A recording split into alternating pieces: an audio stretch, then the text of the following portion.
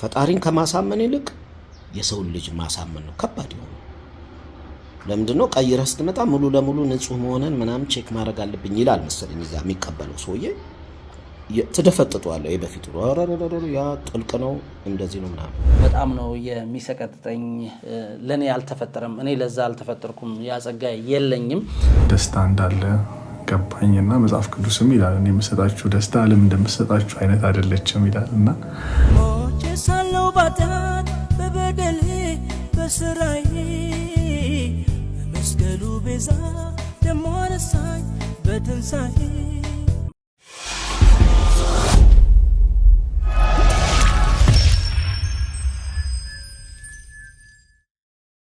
ሰላም ተናስተልን የተከበራችሁና የተወዳችሁ ወደ ቤተሰቦቻችን እንዴት ናችሁልን አንድ መረጃን ወደ እናንተ ለማድረስ እንግዲህ ተገኝተናል እየተከታተላችሁን አብራችሁን ቆዩ ቻናላችንን አሁንም ሰብስክራይብ በማድረግ የደውል ምልክቷን በመጫን በየለቱ የምንለቃቸው መረጃዎች በፍጥነት እንዲደርሳችሁ አድርጉ እንግዲህ ወደ እናንተ ልናደርስ የወደድነው መረጃ ታዋቂው ድምጻዊ ሳሚዳን በማህበራዊ ትስስር ገጹ ባጋራው ቪዲዮ እምነታቸውን ስለሚቀይሩ በተለይም ከኦርቶዶክስ ወደ ፕሮቴስታንት ቤተ እምነት ስለሚሸጋገሩ ሙዚቀኞችና ድምጻውያን ሰፋ ያለ አስተያየቱን ሰጥቷል።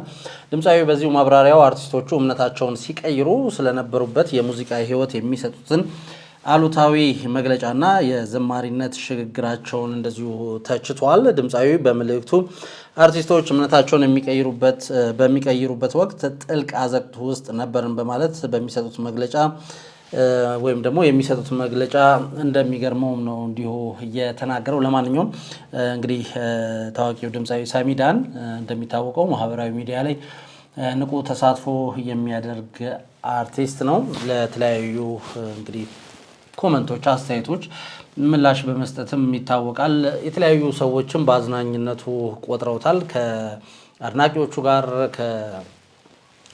እንግዲህ ከጓደኞቹ ጋር ያለውን የማህበራዊ ሚዲያ አጠቃቀም እንግዲህ ብዙዎች ያደንቁለታል አንዳንዶችም አይ ሳሚዳን በዚህ ጉዳይ ላይ እንኳን ትንሽ አበዛው እያሉ ሐሳብ አስተያየት ይሰጣሉ ለማንኛውም ግን ከአሁን ካነሳነው ጉዳይ ጋር ተያይዞ ሳሚዳን ምንድነው ያለው በቲክታክ አካውንቱ ሳሚዳን ምን አለ የሚለውን ወደ እናንተ እናርሳለን ሳሚዳን በሚለው የኦፊሻል የቲክቶክ አካውንቱ ከ188,000 በላይ እንግዲህ ፎሎወር አለው በዚህ አካውንቱ እንግዲህ በትላንትናው ዕለት ወደ አሁን ላይ ወደ 265,000 አካባቢ እይታን ያገኘ አንድ ቪዲዮ አጋርቷል ለቪዲዮ ርዕስ ሲሰጠው ከስር የዛሬው የጠጠረ ነው ለጋሽ እምነት ቀያሪዎች እየተዘጋጀ ነው የሚል ከአንድ ኢሞጂ ጋር አድርጎ ነው እንግዲህ ይሄን ቪዲዮ የለቀቀው በርካቶች ሼር አድርገውታል በርካታ ኮሜንቶች አሉት እንግዲህ እንዳልኳችሁ ከ260,000 በላይ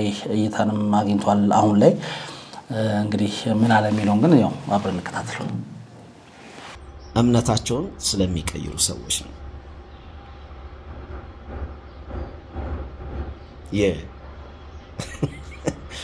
በተለይ ደግሞ ሙዚቀኛ ሆነው ወይ ድምጻውያን ሆነው ከኦርቶዶክስ ቤተ እምነት ወደ ፕሮቴስታንት ቤተ እምነት የሚቀይሩ ማለት ነው እኔ እንግዲህ በፋሚሊ ሁለቱም አሉ ፕሮቴስታንትም አሉ ኦርቶዶክስም አሉ so I don't have any problem የኔ ዛሬ ውግንነት ከሙዚቃ ጋር ከሙዚቃ አንፃር ሙዚቀኛ ከመሆን አንፃር እነዚህ ሰዎች እነዚህ ድምጻውያን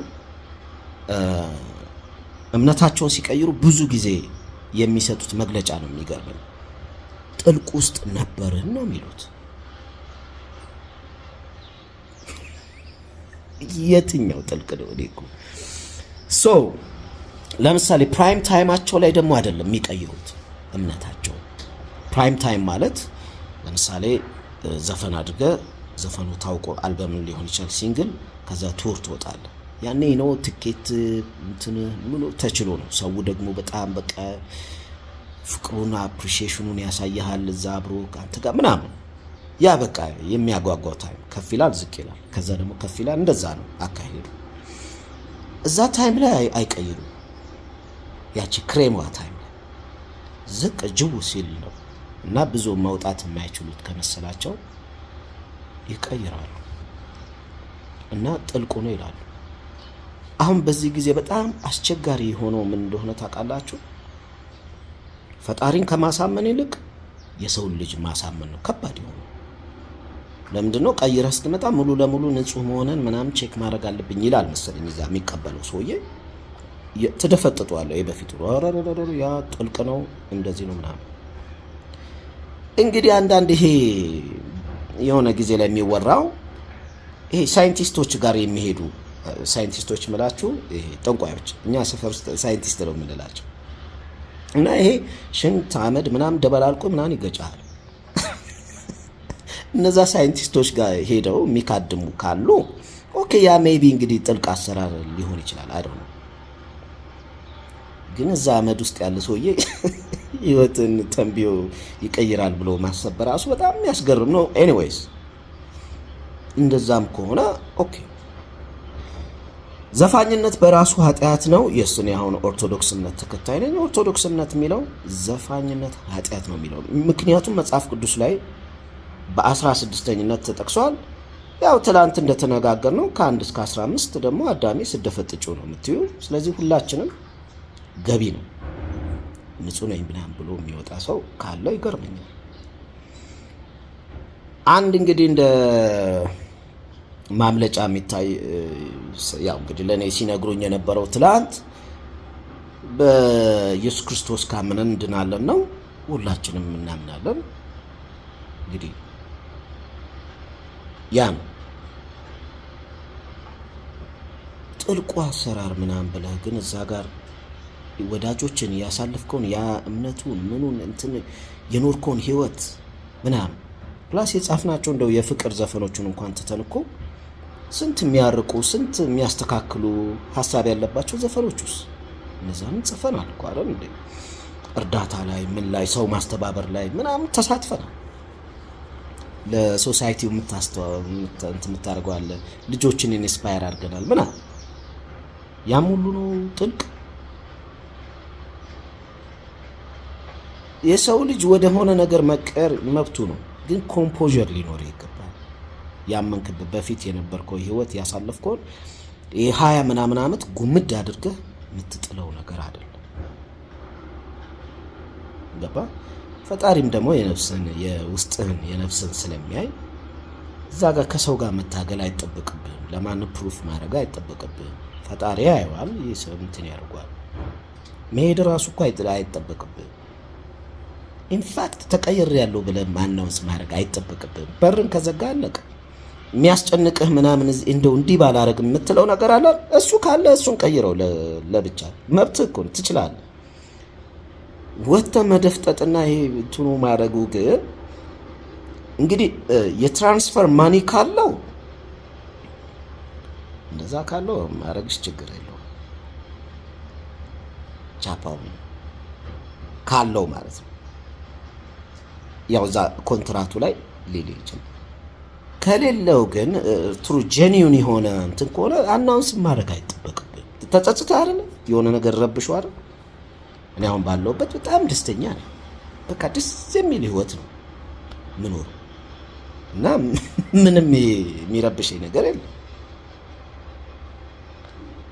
አንተ ረብሽኛል ካልክ ግን ፊክስ ማድረግ ትችላለህ። ብዙ እንትን ማድረግ ምን ይላሉ ሌሎቹም ተከትለው እንትን እንዲያደርጉ ነው። አከታተልማ አየን እኮ ሁሉም ይወጣና ጠልቁ ነው ይላል። ሲበርድበት ነው ግን ፕራይም ታይሙ ሲጠፋ ወይ የታገለው ነገር አልሳካ ሲለው እዛ ደግሞ ሄዶ ኦኬ እዚህ ዘፋኝ የነበረው እዛ ምንድነው የሚሆነው? ብዙ ጊዜ ዘማሪ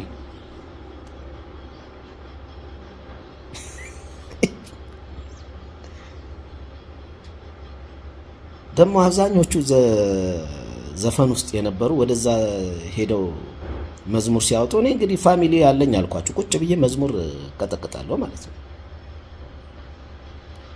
የአብዛኞቹ ዘፋኞች ሄደው እዛ ሲዘምሩ አያምርም፣ ደስ አይልም። ለምን መሰለህ? መዝሙር አሁን እኔ ዘምር ብትለኝ አላደርገው። መዝሙር ዘማሪዎቹ ራሳቸው ጸጋ ያ የመዝሙር የመዘመር ጸጋቸው ያስታውቃል። ዘፋኝ ስለሆንክ ሄደህ ብቻ መዘመራችን እንዳይመስል። እኔ አሁን ብዙ ጊዜ ሞክሬያለሁ፣ በጣም የሚሰቀጥጥ በቃ ውሸት ነው ያስታውቃል። እንትኑ ምናምን መንፈሳዊነቱ ምናምን ያ የራሱ አለ። እኔ አሁን ስዘፍን ደግሞ የራስ የሚጋባብኝ የሆነ በቃ ደስ የሚል ልክክ ሲለኝ ይታወቀኛል። መዘባረቅ አያስፈልግም ለማስመሰል እዛ ጋር ምናምን ለሰው ምናምን ምን ይሰራል? ማንም ሰው የ3 ወር ደሞዝን አይከፍልም። የፊርማ ካለው አይዶን ገባ እና ነው አስቡበት ለማለት ነው። አሁን ሄዳችሁ ያው ዘባርቃችኋል። ግን ከዚህ በኋላ ደግሞ ለመሄድ የምታስቡ ካላችሁ እኛ የምናየው ስፔሻሊ እኔ ሳያችሁ ማየበት መንገድ ይሄ ነው። ገብቷል? እንደዛ ነው እላለሁ።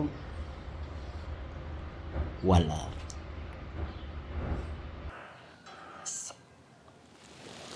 ያው እንግዲህ አብረን እንደሰማነው ነው። ሳሚዳን ሰፋ ያለ ሀሳቡን አቅርቧል። ከዚህ ከሃይማኖት መቀየር ጋር ከዛ ተያይዞ ያሉት ነገሮች ምን ይመስላሉ የሚለውን ለማንሳት ሞክሯል።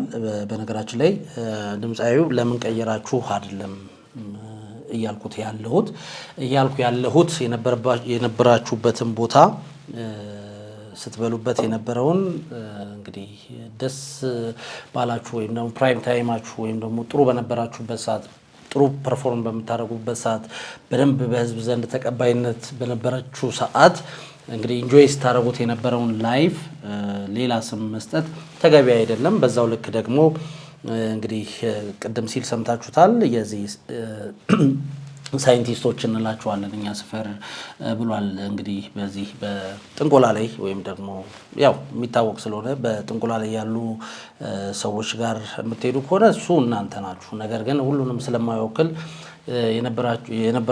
የነበራችሁበትን ቦታ መውቀስ ያን ያህል ተገቢ አይደለም ብዬ አስባለሁ የሚል ሀሳቡን ነው እየሰጠው። እውነት ለመናገር ትንሽ ጠንከር ያለ እንግዲህ እርስ በራስ እንደሚተዋወቅ ሰው አንድ ሙያ ላይ አንድ ዘርፍ ላይ እንዳለ እና በደንብ እንደሚተዋወቅ ሰው ብዙ ነገሮችን የሚያውቅ እንደሆነ ነው የሚያስታውቀው። ስለዚህ በተቻለ መጠን ከሆነ ነገር ወደ ሆነ ነገር ስትሄዱ እንደዚህ አይነት ነገሮች ይቅርባችሁ በማለት ነው ሀሳብ አስተያየቱን የሰጠው። በነገራችን ላይ ከዚህ ቀደም ብሎ አቤል ሙሉጌታ ድምፃዊ የቀድሞ ድምፃዊ አቤል ሙሉጌታ ከዚህ በኋላ በዓለማዊ ሙዚቃ አታገኙኝም ወደ ነበርኩበት ተመልሻለሁ የሚል ሀሳቡን ሰጥቷል። ወደ ኋላ ላይ ምን ብሎ ነበር የሚለውን እናነሳለን። እንደዚሁም ደግሞ ጌታ መሳይ ወይም ደግሞ ጂ መሳይ እንደዚሁ እንግዲህ ሙዚቃ አቁሞ እሱም እንደዚሁ ወደ ጌታ ቀርብ ያለው የሚል ሀሳቡን በተለይም ላይቭ ቲክቶክ ላይ እየገባ እንደዚሁም በማህበራዊ ትስስር ገጾቹ ይሄንኑ ሲያጋራ ነበረ። ከነሱ ጋር ተያይዞ ነው እንግዲህ አሁን ሳሚዳን ይሄንን ሀሳብ እየሰጠው። ከዚህ በፊትም ብዙ የምናውቃቸው ታዋቂ አርቲስቶች እንግዲህ ከነበሩበት ወደ የሙዚቃ ዓለም ወደ መንፈሳዊነት አመርተዋል። እንደ ጥበብ ወርቅዬ እነ ዘሪቱን መጥቀስ እንችላለን። እንደዚሁም ደግሞ ሌሎችም አሉ በተለያየ እንግዲህ ሙዚቃ ላይ የተሰማሩ የተለያዩ ሙዚቀኞች እንደዚሁ ሃይማኖት በመቀየር ከሙዚቃው ዓለም ራሳቸውን ያገለሉ አሉ። ሚዲያ ላይ ብዙ መነጋገሪያ የሆኑ አሉ። ሳሚዳ እንዳለው ደግሞ ዝም ብለው ደግሞ እንግዲህ ህይወታቸውን ለአንዴና ለመጨረሻ ጊዜ ወደ አመኑበት ነገር እየለወጡም አሉ። እና እሱ ትክክል ነው የሚል መንፈስ ያለው ሀሳብ ነው የሰጠው። እንግዲህ ሳሚዳን በመልእክቱ አርቲስቶቹ እምነታቸውን በሚቀይሩበት ወቅት ጥልቅ አዘቅት ውስጥ ነበርን በማለት የሚሰጡትን መግለጫ እንግዲህ እጅግ በጣም እንደሚያስገርመው ነው ቀደም ሲል እንደነገርኳችሁ የተናገረው። እነዚህ ሰዎች እንግዲህ ፕራይም ታይማቸው ወይም ደግሞ በሙዚቃው ስኬት ጫፍ ላይ ባሉበት ወቅት አይደለም እንግዲህ እምነታቸውን የሚቀይሩት ወይም ደግሞ ሙዚቃን ትቻለው የሚሉት። ይሄም እጅግ በጣም ያስገርመኛል። እምነታቸውን የሚቀይሩት ወይም ደግሞ ከሙዚቃው ዓለም ራሳቸውን የሚያገሉት እንግዲህ ተሰሚነታቸው ሲቀንስ ወይም ደግሞ በይሄ ፕራይም ታይማቸው ሲደበዝዝ ሰሚ ሲያጡ ወይም ደግሞ ሙዚቃቸውን የሚሰማቸው ሲያጡ ወይም በተቀባይነት ሲቸግራቸው ነው የሚል ሀሳቡን ሰጥቷል። እንግዲህ ድምጻዊ በዚሁ ማብራሪያው አርቲስቶች እምነታቸውን ሲቀይሩ ስለነበሩበት የሙዚቃ ህይወት የሚሰጡት አሉታዊ መግለጫና የዘማሪነት ሽግግራቸው እንደዚሁ ተችቷል። ዘማሪ መሆን የሚገባቸው የዘማሪነት ጸጋ ያላቸው እንጂ እንግዲህ ሙዚቃን የተጫወተ ሁሉ ዘማሪ መሆን አለበት ብዬ አላምንም። ለመዝሙርም እንግዲህ ጸጋው የተሰጣቸው አሉና እነሱ ቢሆኑ መልካም ነው። እንደሚታወቀው ራሱ ሳሚዳን ሙዚቀኛ ነው። እኔ ራሴ ሙዚቃን ማነው መዝሙርን ስዘምር እንግዲህ በጣም ይሄ ያ ጸጋው ስላልተሰጠኝ እጅግ በጣም ነው የሚቸግረኝ የሚል ሀሳቡን ሰጥቷል። ድምጻዊ በመልእክቱ አርቲስቶቹ እምነታቸውን በሚቀይሩበት ወቅት ጥልቅ አዘቅት ውስጥ ነበርን በማለት የሚሰጡት መግለጫም እንደዚሁ እንደሚገርመው ገልጿል። እነዚህ ሰዎች እንግዲህ ፕራይም ታይማቸው ላይ ቢሆኑ ይሄን ነገር አያደርጉም። ያኔ ሆይሆይታው አጀባው ወይም ደግሞ ግርግሩ እጅግ በጣም ስለሚመስጣቸው ወይም ደግሞ እዛው ስለሚሳቡ ይሄ ሀሳብ አይመጣላቸውም። ነገር ግን በቃ በሙዚቃው ስኬታማ መሆን እንደማይችሉ ሲሰማቸው ግን ወይም ደግሞ ያ ነገር ስኬታማ የመሆን እንትናቸው በጣም የጠበበ መስሎ ሲሰማቸው ወደ እንደዛ አይነት ነገር ይመጣሉ የሚል የግል ሀሳቡን አጋርቷል። አልበም አውጥተው ተወዳጅ ሆነው የህዝብ ፍቅር በሚያገኙበት ጊዜ ላይ ሳይሆን ዝቅ ሲሉና መውጣት የማይችሉበት ሲመስላቸው ነው እንግዲህ ወደ እንደዚህ አይነት ነገር የሚገቡት። እኔ ትክክል ነው ብዬ የማስበው አንድ ሰው በነበረው ነገር ላይ ስኬታማ ሆኖ ባለበት ጫፉ ላይ ባለበት ሁኔታ ውስጥ ይሄ ነገር ትክክል አይደለም ብሎ ቢወጣ ነው የሚል ሀሳቡን ሰጥቷል። እንግዲህ አክሎም ይህንን የሚያደርጉት አዲሱ እምነት ተቀባዮችን ለማሳመንና ንጹህ መሆናቸውን ለማሳየት በማሰብ ቀድሞ የነበሩበትን ህይወት እንደሚደፈጥጡ ወይም ደግሞ እንደሚያጠለሹም ሳሚዳን አስረድቷል። ይህ አካሄድ ፈጣሪንም ከማሳመን ይልቅ ሰውን ለማሳመን የሚደረግ ጥረት መሆኑን ነው እንግዲህ ሳሚዳን እየጠቆሙ። አሁን ላይ ከፈጣሪ ይልቅ ሰውን ማሳመን እጅግ ከባድ ነው። ስለዚህ ሰዎችን ለማሳመን ደግሞ ማይፈነቀል ድንጋይ የለም የሚል ሀሳቡን ሰጥቷል። ማንም ሰው ወደ ፈለገው እምነት መቅረብ መብቱ ቢሆንም በሂደቱ ረጋ ማለት እንደሚያስፈልግም እንዲሁ ሳሚዳን መክሮ አልፏል። ያሳለፍከውን የ20 ዓመት አካባቢ የሙዚቃ ህይወትና የጻፍካቸውን ሰውን የሚያስተባብሩ የሚያስታርቁና ሞራል የሚሰጡ የፍቅር ዘፈኖች በአንድ ጊዜ ገሸሽ ማድረግ አይገባም በማለት እውነተኛ ለውጥ ከሆነ ለሰዎች ማሳወቅ ወይም ደግሞ አናውንስ ማድረግ እንደማይጠበቅባቸውም ተናግሯል። የገንዘብ ጥቅም ወይም ደግሞ እንግዲህ እሱ ደጋግሞ ሲል እንደነበረው ትራንስፈርመሪ ታስቦበት የሚደረግ ካልሆነ ወይም ደግሞ በዚህ ሁኔታ ውስጥ የገንዘብ ጥቅም ከሌለው በስተቀር ፈጣሪ የሰውን የውስጥ ማንነትና ልብ ስለሚያይ ማስመሰል አያስፈልግም ሲል እንደዚሁ አጽንኦት ሰጥቷል። ዘፋኝ የነበሩ ሰዎች እምነታቸውን ሲቀይሩ በቀጥታ ወደ ዘማሪነት መግባታቸውን የተቸው ሳሚዳን አብዛኞቹ የሄዱት ዘፋኞች እዛ ሲዘምሩ አያምርባቸውም የሚል ሀሳቡን ሰጥቷል። ዘማሪዎቹ ራሳቸው የሆነ የመዝሙር ጸጋን አላቸው። ዘፋኝ ስለሆንክ ብቻ ሄደ መዘመር አትችልም፣ ጸጋው ያስፈልጋልም ሲል ነው እንግዲህ ጠንከር ያለ ሀሳቡን የሰጠው። እዚህ ላይ እንግዲህ ከመዝሙር ጋር በተያያዘ እሱም የራሱን ሀሳብ ሰጥቷል። እኔም እንግዲህ መዝሙሩን ሞክሬዋለሁ፣ ነገር ግን በጣም ነው የሚሰቀጥጠኝ። ለኔ አልተፈጠረም፣ እኔ ለዛ አልተፈጠርኩም፣ ያ ጸጋ የለኝም የሚል ሀሳቡን ሰጥቷል። መንፈሳዊነቱ የራሱ የሆነ ነገር አለው።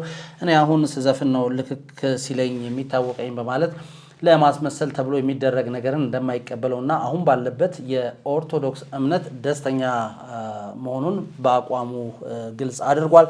ይህንን አስተያየት እንግዲህ ሳሚዳን የሰጠው ቅድም እንዳልኳችሁ በቅርቡ በዚህ ሳምንት አካባቢ ድምፃዊ የቀድሞ ድምፃዊ አቤል እና ጂ መሳይ ከሙዚቃው ዓለም ራሳቸውን አግለው ሙሉ ለሙሉ ሃይማኖታቸውን በሚያዛቸው መሰረት እንደሚገዙ ተናግረዋል።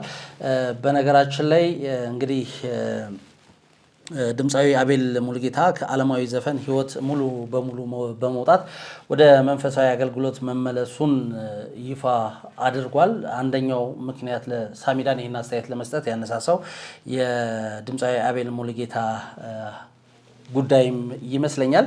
ሌላው እንግዲህ አቤል ሙሉጌታ ይሄንን ያለው እንግዲህ በማህበራዊ ሚዲያ ገጹ ላይ ነው። ከእንግዲህ በዘፈኑ ዓለም የለውም በሚል ጠንከር ያለ መልእክት በማስተላለፍ ነው ከዓለማዊ ሙዚቃ ለአንድና ለመጨረሻ ጊዜ መውጣቱን አቤል ሙሉጌታ የተናገረው።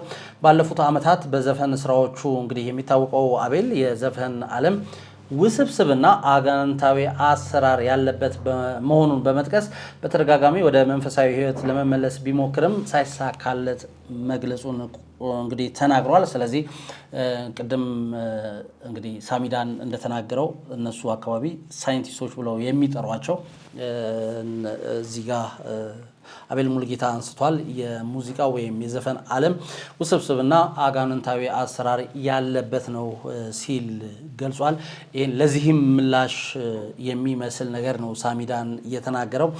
እንግዲህ አሁን ላይ የጠፋው ልጅ ተገኝቷል በማለት ዳግም ወደ ቀድሞ እምነት መመለሱን ነው አቤል ሙሉጌታ ያረጋገጠው።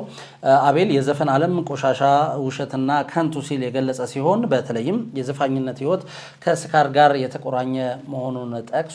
ከ2005 እስከ 2007 ዓ.ም ለ2 ዓመታት ያህል ዘፈን አቁሞ እንደነበረና በኋላ ግን ተመልሶ እንደገባም አስታውሷል። ለዘማሪ በረከት አለሙ የሰጠውና በብዙዎች ዘንድ ተወዳጅ የሆነው እሰይ የተሰኘው ዝማሬ ገና በ2003 ዓ.ም በጨለማው ዓለም ሆኖ የአባቱን ወይም የፈጣሪን ቤት ናፍቆ የጻፈው እንደነበረም ገልጿል። ድምፃዊ ከእንግዲህ ወደ ዘፈን ዓለም እንደማይመለስና ህይወቱን ለፈጣሪ አገልግሎት መስጠቱን ገልጾ በዘፈን ዓለም ያሉ ጓደኞቹን እንግዲህ የእሱን ፈለግ እንዲከተሉ ጥሪ አቅርቧል። ይህን ተከትሎ ነው እንግዲህ ሳሚዳን ጠንከር ያለ ትችቱን እየሰጠው በቃ የነበርንበትን ነገር ወንጭት ሰባሪ አንሆን የሚል ሐሳቡን ሰጥቷል።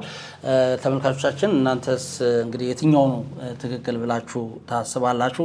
ሌላው ከዚሁ ጋር በተያያዘ ድምፃዊ ጌታመሳይ ከበደ እንግዲህ በትላንትናው ዕለት የልደት በዓሉን በማስመልከት ለፈጣሪው ያለውን ምስጋናና ቀጣይ ህይወት ምኞቱን የሚገልጽ መንፈሳዊ መልእክት አስተላልፏል።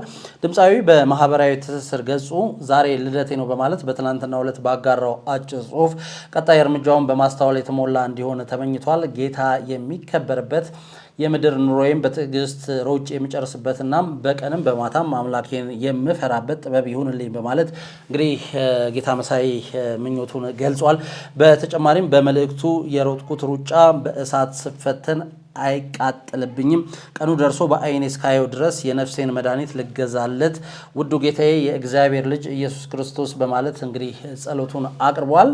ደስታ እንዳለ ገባኝና መጽሐፍ ቅዱስም ይላል እኔ የምሰጣችሁ ደስታ ዓለም እንደምሰጣችሁ አይነት አይደለችም ይላል እና ይህንን የጌታመሳይ የልደት ቀን መልእክት ተከትሎ የቀድሞዋ ድምፃዊት ዘሪቱ ከበደ ወንድሜ መልካም ልደት በማለት የእንኳን አደረሰ መልእክቷን አስተላልፋለች። እንደዚሁም ደግሞ እንግዲህ ማስተዋል ወንደሰን ለጌታመሳይ እንደዚሁ በመኪና እየነዱ መልእክቷን ስታስተላልፍ ተሰምታለች። እሱን ቪዲዮ እንግዲህ ከጎን እንደምትመለከቱት ነው መልእክቷን አስተላልፋለች ማለት ነው። እንኳን ደስ ያለ እንግዲህ ጌታን የምታከብርበት ዘመን ይሁንልህ ስትል ሀሳቧን ሰጥታለች። ለማንኛውም ከዚህ ጉዳይ ጋር በተያያዘ ነው ሳሚዳን ሀሳቡን እንግዲህ ጠንከር አድርጎ እየሰጠው። ለማንኛውም ውድ አድማጭ ተመልካቾቻችን እናንተ እዚህ ጉዳይ ላይ ምን ትላላችሁ? እንዴትስ ነው መሆን ያለበት? የትኛው ነው ትክክል የሚለውን ሀሳባችሁን ከታች በኮመንት መስጫው ስር አስፍሩልን። እንግዲህ ማንኛውንም አይነት ሀሳብ አስተያየት መስጠት ይቻላል። ለማንኛውም ወደ እናንተ ለማድረስ የወደድነው መረጃችን ይህን ይመስል ነበረ። የተከታተላችሁን አብራችሁን ስለነበራችሁ እጅግ ከልብ አድርገን እናመሰግናለን። በሌላ መረጃ በሌላ ዝግጅት እስክንገናኝ ድረስ ከወዲሁ ልንሰናበታችሁ ወደድን። እባካችሁ ቻናላችን አሁን ላይ 812,000 አካባቢ ሰብስክራይበር አለው። ስለዚህ ቪዲዮአችንን ሰብስክራይብ በማድረግ ላይክ፣ ሼር በማድረግ ይመልከቱ ማለት እንወዳለን። ስለተከታተላችሁን እጅግ ከልብ አድርገን እናመሰግናለን። መልካም ጊዜ